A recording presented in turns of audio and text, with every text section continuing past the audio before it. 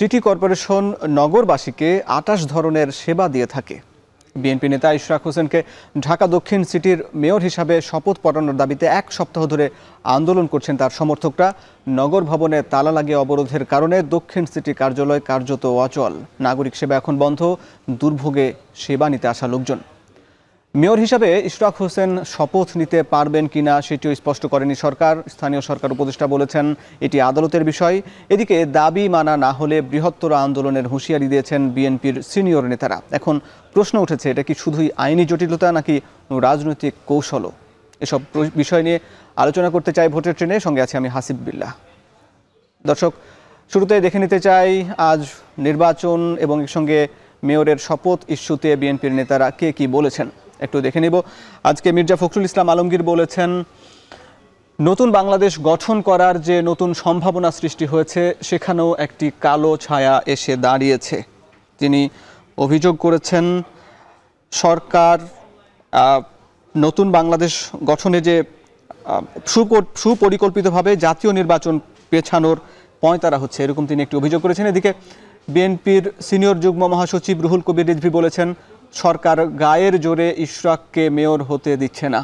এদিকে বিএনপির স্থায়ী কমিটির সদস্য সালাউদ্দিন আহমেদ বলেছেন, গতকাল একটি অনুষ্ঠানে বলেছেন মূলত আজ কালের মধ্যে ইশরাকের শপথ না হলে বড় ধরনের আন্দোলন হতে পারে। এদিকে ঢাকা দক্ষিণ সিটি কর্পোরেশনের কর্মচারী ইউনিয়ন তারা একটি ঘোষণা দিয়েছে, ইশরাক হোসেনকে শপথ পড়ানো না হলে ডিএসসিসি এলাকার সব নাগরিক সেবা বন্ধ করে দেয়া হবে। এবং তারা বলছেন যে বুধবার সকাল 10টার মধ্যে, অর্থাৎ আগামীকাল সকাল 10টার মধ্যে যদি এই সেবাগুলো দেয়া না হয়, ইশরাক হোসেনকে শপথ পড়ানো না হয়, তাহলে পরিচ্ছন্নতা সেবা এবং নাগরিক যত ধরনের সেবা রয়েছে, পরিবহন সেবা, ময়লা পরিবহন সেবা, বিদ্যুৎ সেবা সহ সব সেবা বন্ধ থাকবে। দর্শক, এই হুঁশিয়ারি দিয়েছে। এদিকে আন্দোলন চলছে এবং আগামীকাল একটি রিট করা হয়েছে, সেটির বিষয়ে আদালতে সেটির একটি রায় হতে পারে। এই বিষয়ে আরও আলাপ করব। আমাদের সঙ্গে যুক্ত আছেন আলাপ আলোচনার জন্য রাষ্ট্র সংস্কার আন্দোলনের প্রধান সমন্বয়ক এবং সুপ্রিম কোর্টের আইনজীবী হাসনাত কাইয়ুম। কাইয়ুম ভাই, আপনাকে স্বাগত জানাচ্ছি এখন টিভির নিয়মিত আয়োজন এই ভোটের ট্রেনে। আপনার কাছে একটু শুরুতে জানতে চাই, এই যে ঢাকা দক্ষিণ সিটি কর্পোরেশনের নির্বাচন হয়েছিল 2020 সালে এবং সেই মেয়র পদের মেয়াদও প্রায় শেষ হয়ে গেছে। এদিকে আমরা দেখেছি পট পরিবর্তনের পর নির্বাচন কমিশন ট্রাইব্যুনাল সেই মেয়র পদকে বাতিল ঘোষণা করে আবার ইশরাক হোসেনকে ঘোষণা করেছে এবং তারপর গেজেটও প্রকাশ করা হয়েছে এরপরে, এবং তারপরে যে রিট হয়েছে, মামলা হচ্ছে, এই বিষয়গুলো নিয়ে আপনার কাছে, আপনি সুপ্রিম কোর্টের আইনজীবী, আপনার কাছে একটু বিষয়টা বুঝতে চাই যে এই জটিলতাগুলো কেন হচ্ছে এবং এটার এক পক্ষ বিপক্ষ পথ তৈরি হয়েছে, মত তৈরি হয়েছে। আপনার কাছে একটু জানতে চাই এই বিষয়ে।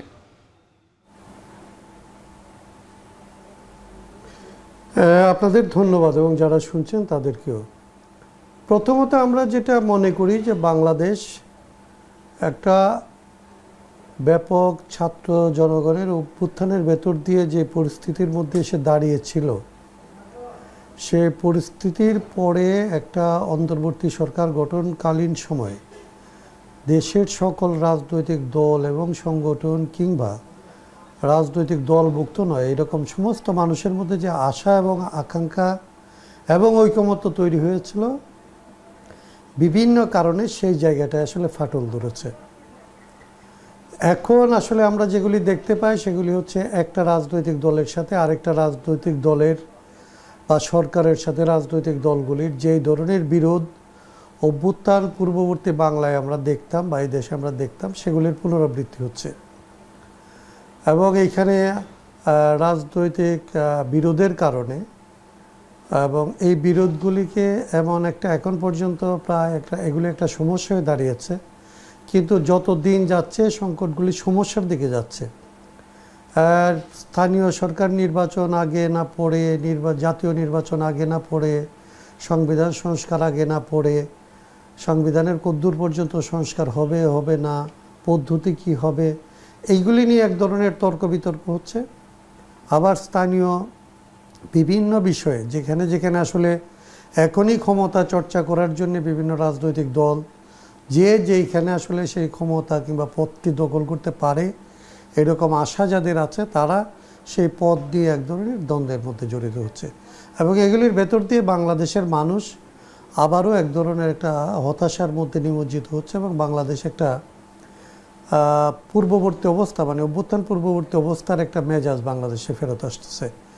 এইগুলির নির্বাচন আর মামলা যেগুলি হচ্ছে এগুলিকে পুরোপুরি আপনি রাজনৈতিক মামলা অথবা আদালত এগুলি আসলে একেবারেই স্বাধীনভাবে হচ্ছে কিংবা আসলে আদালত স্বাধীনভাবে এখন কাজ করতে পারছে, এই যে আওয়াজগুলি এক একজন এক এক দিকে দিচ্ছে। কেউ যখন বলছে যে এটা হচ্ছে আদালতের বিষয় কিংবা আইনের বিষয় তখনও সে আসলে স্পষ্ট সত্য কথাটা বলছে না। আবার যারা আসলে হুমকি দিয়ে এটাকে আইনকে উপেক্ষা করে নিজেদের ক্ষমতায় বসার জায়গাটাকে আসলে প্রসারিত করতে যাচ্ছে তারাও আসলে আইনের প্রতি যথাযথ শ্রদ্ধা দেখাচ্ছে না। এইখানে বাংলাদেশের প্রধান রাজনৈতিক শক্তি যেগুলি ধরেন বিএনপি, এনসিপি এবং জামাত ইসলামী, তাদের মধ্যে এই ক্ষমতার ভাগাভাগি এবং ক্ষমতা ভোগ করা নিয়ে এক ধরনের টানাপোড়েন তৈরি হচ্ছে এবং এই সমস্ত টানাপোড়েনের শিকার হচ্ছে এই দেশের জনগণ এবং এটা আগের মতোই একটা মেজাজ ফেরত পাচ্ছে, যেটা আসলে বাংলাদেশের জন্য কোনোভাবেই শুভ লক্ষণ নয়। ইশরাক হোসেনের মেয়র হিসাবে শপথ নেওয়ার জন্য যে গেজেট প্রকাশ হয়েছে তবুও এখনও তার মেয়র পদে বসতে বাধা কোথায়? এবং বিএনপি নেতারা অভিযোগ করছেন এটি সরকার গায়ের জোরে তাকে মেয়র পদে বসতে বাধা দিচ্ছেন এবং একই সঙ্গে আরও একটি অভিযোগ আছে অন্য পক্ষ থেকে যে বিএনপি একটি রাজনৈতিক কৌশল সরকারকে চাপে রাখার জন্য। আপনার কাছে কি মনে হয়, বিস্তারিত একটু বলবেন? প্রথমত হচ্ছে যে গ্যাজেট হওয়ার পরে আসলে সরকারের দিক থেকে যে সময় ক্ষেপণ, এটাকে যদি বিএনপি উদ্দেশ্যমূলক বলে তাহলে বলতে পারে এবং এর মধ্যে উদ্দেশ্য কিছুটা থাকতেও পারে। আজকে যে মামলা হলো সে মামলার পরে এখন ধরেন এই কথাটা বলার একটা গ্রাউন্ড তৈরি হয়েছে যে এখনও পর্যন্ত বিষয়টা আসলে কোর্টের সামনে রয়ে গেছে। কিন্তু আমরা এর আগে পর্যন্ত যেটা দেখেছি যে নির্বাচন কমিশন সে কিন্তু আসলে মামলার ব্যাপারে এখন পর্যন্ত যে সমস্ত তার উপরে যে সমস্ত রায় হয়েছে সেগুলির বিরুদ্ধে সে কোনো ধরনের পদক্ষেপ না নিয়ে আদালতের আদেশকে আসলে কার্যকর করার জন্য কাজ করেছে। এই নির্বাচন যেহেতু স্থানীয় সরকার মন্ত্রণালয়ের সাথে সম্পর্কিত এবং তাদের শপথ গ্রহণ যেহেতু আসলে সরকারের বিষয়, সেদিক থেকে বিএনপি যদি বলে যে আসলে আদালতকে উপেক্ষা করে সরকার এটা আসলে এক ধরনের দীর্ঘসূত্রিতা করে এই বিষয়ের মেয়াদ উত্তীর্ণ করা কিংবা আসলে আদালতের মাধ্যমে বিলম্বিত করার একটা কৌশল নিয়েছে, এটাকে খুব ধরেন অযৌক্তিক বলার কোনো সুযোগ নেই। কিন্তু একই দিক থেকে যদি আপনি আবার ওইভাবে আলোচনা করেন যে বিএনপি এই নির্বাচনে আসলে যেই নির্বাচনগুলিকে তারা বরাবর একেবারেই অবৈধ নির্বাচন বলে দাবি করে আসছে এবং এই অবৈধ নির্বাচনগুলিকে প্রত্যাখ্যান করেছে, সেই নির্বাচনের ফলাফলকে চ্যালেঞ্জ করে একটা মামলা এবং সেই মামলার ত্রুটি বিচ্যুতি নিয়ে আলাদা অন্য জায়গায় আলাপ হতে পারে, আমি এখন আলাপ করছি না কারণ এটা কোর্টের সামনে আছে। তো সেইগুলিকে উপেক্ষা করে তাদের আন্দোলনের কর্মসূচি নিয়ে মানে একটা যেন বিরোধী দল এবং সরকারি দল এই যে পুরনো মেজাজ যেটা একটু আগে আমি বলছিলাম সেই মেজাজে ফেরত যাওয়াটা আসলে দেশের জন্য আমি আগেও বলছিলাম যে এটা শুভ কোনো ব্যাপার না। সরকারকে এবং এই দলগুলিকে অভ্যুত্থানের পরে যেই ধরনের সহযোগিতা এবং সহমর্মিতা এবং সমঝোতার রাজনীতি করা দরকার তারা প্রত্যেকে আসলে এই জায়গা থেকে সরে যাচ্ছে, যেটার ভেতর দিয়ে শহীদদের আকাঙ্ক্ষা থেকে সরে যাওয়ার এক ধরনের একটা পথ তৈরি হচ্ছে বলে আমার কাছে মনে হয়। জি, একই সঙ্গে যদি আমরা দেখি যে এই নির্বাচনের মেয়র পদের জন্য যে বিএনপির তোড়জোড়, ঠিক একই সঙ্গে এছাড়া আরও তো অনেক যেসব সিটি কর্পোরেশন পৌরসভার নির্বাচন, যেসব নির্বাচনে অবৈধ নির্বাচন হয়েছিল সেই নির্বাচনগুলোর যারা পরাজিত প্রার্থী তারাও তো এখানে আবার দাবি করতে পারে আবার পুনরায় নির্বাচিত হবার বা শপথ নেওয়ার বা সেই চেয়ারে বসার, সেটাও কি তারা দাবি করতে পারে কিনা? না, নিশ্চয়ই দাবি করতে পারে। এটা তো ধরেন একটা এই মামলাগুলিকে যদি আপনি আসলে রায়ের উপরে যদি চলে তাহলে আরেকজনকে আপনি মামলা করে রায় পেলে তাকে বসতে দিতে তো আপনি বাধ্য, এটা করবেন না কেন? এখন এইটা হচ্ছে আমি যেটা বলতে চাই যে আপনি একটু আগে বলছিলেন যেগুলির সমাধান হইতে পারে সরকারের সাথে আসলে রাজনৈতিক দলগুলির সমঝোতার আলাপ করা, এবং এই সমস্যাগুলি যেগুলি আসলে তৈরি হচ্ছে, এটা সত্য যে অনেক দিন ধরে এই সমস্ত প্রশাসক দিয়ে কিংবা আসলে স্থানীয় সরকারগুলিতে স্থানীয় প্রতিনিধি না থাকার কারণে নাগরিক সুযোগ সুবিধা যেটা পাওয়ার নাগরিকরা সেগুলি থেকে বঞ্চিত হচ্ছে, হয়রানির শিকার হচ্ছে। এটা একদিক থেকে সত্য। আবার আমি প্রথমে যেটা বলছিলাম, আমি যেটা মনে করি যে এটা একটা অভ্যুত্থানের পরবর্তী অবস্থা, এখনও পর্যন্ত আসলে একটা স্বাভাবিক সরকার কিংবা একটা স্টেবল সিচুয়েশনের মধ্যে আমরা পৌঁছতে পারি নাই। সেইটাকে আমাদের বিবেচনার মধ্যে রেখে আসলে জিনিসগুলিকে ফয়সালা করার এবং যেইভাবে আসলে নাগরিক সুবিধা নাগরিক অধিকারকে বঞ্চিত না করে, নাগরিকদেরকে নাগরিক সুবিধা থেকে বঞ্চিত না করে, আবার রাজনৈতিক সমাধানের জায়গাটাকে কোনোভাবে নষ্ট না করে, যে কারণে আসলে আমরা অভ্যুত্থান করেছিলাম সেই লক্ষ্যের দিকে আমরা যেতে পারি, সেইটার একটা সুযোগই হচ্ছে সেটা হচ্ছে আসলে আলোচনা করা, সমঝোতা করা এবং সম্ভাব্য সবচাইতে কম ক্ষতিকর লাইনটাকে সম্ভাব্য সবচাইতে কম ক্ষয়ক্ষতির ভেতর দিয়ে অধিকতর সুযোগ সুবিধাকে নিশ্চিত করার জন্য উভয় পক্ষের মধ্যে আলোচনা করা এবং আলোচনা করে পথটাকে মেনে নেওয়া।